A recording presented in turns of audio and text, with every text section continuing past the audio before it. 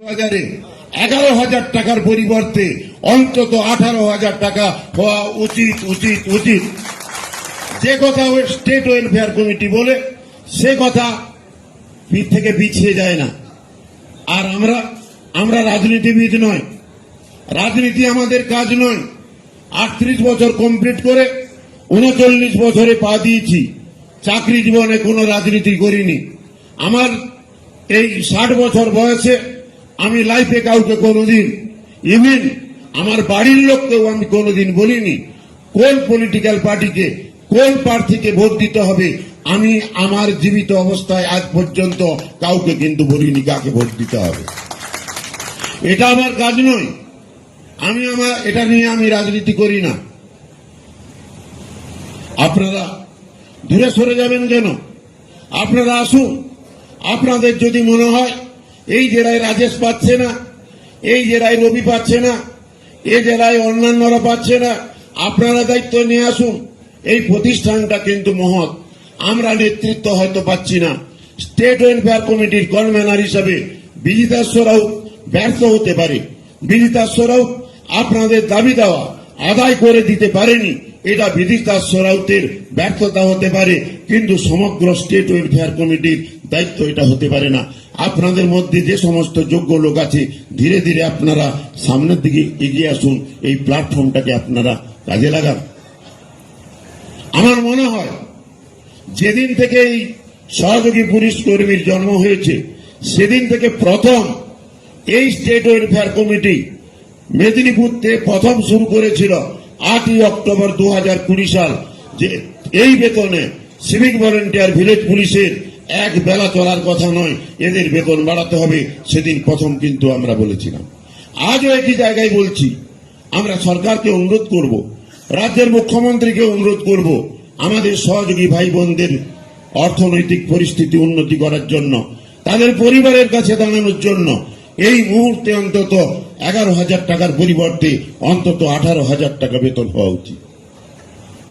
45 থেকে 46 জন আমাদের সহযোগী পুলিশ কর্মী এই ধরনের মন্তব্য বিভিন্ন ফেসবুক, বিভিন্ন মিডিয়া, বিভিন্ন ইউটিউব, বিভিন্ন হোয়াটসঅ্যাপে পোস্ট করছেন। মাত্র 40-45-এর বেশি নয়, বাকি যে অন্তত 2 লক্ষ, তারা প্রত্যেকে কিন্তু এই স্টেট ওয়েলফেয়ার কমিটি বা রাজ্য সরকারের প্রতি কিন্তু আস্থা রেখে, প্রশাসনের উপর আস্থা রেখে কিন্তু আশায় আছেন। যে সিভিক ভাইরা, যে সহায়ক কর্মচারীরা আমাদের সাথে রয়েছে, আমার মনে হয় কোথাও না কোথাও আমাদের কিন্তু তাদের প্রতি আরো অনেক বেশি সংবেদনশীল হওয়া উচিত।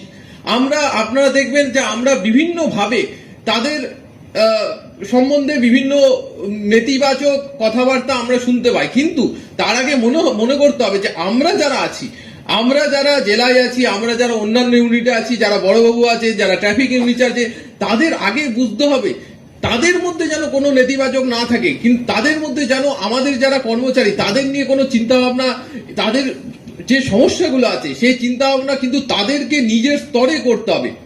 কোথাও না কোথাও আমার যেন মনে হচ্ছে যে আমাদের যারা সিভিক ভাইরা আছে তাদেরকে নিয়ে আরো বেশি করে আপনারা যারা, কালকে আমার যখন ক্রাইম কনফারেন্স হয়েছে আমি তখনও বলেছি, আমাদের যারা পুলিশ অফিসার আছেন, যারা ইউনিটে আছেন, তারা কিন্তু আরো ভালো, আরো বেশি করে আমাদের সিভিক ভাই এবং আমাদের সহায়ক যারা পুলিশ কর্মী আছে তাদের কথা ভাবুন।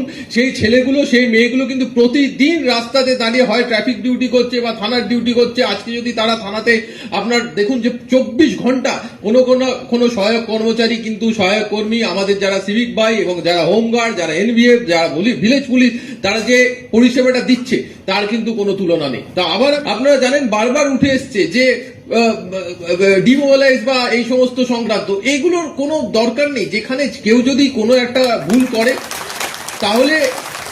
তাহলে সে তার শাস্তি পাবে, কিন্তু সেই শাস্তিটা তার ভুলের সমতুল্য হওয়া উচিত।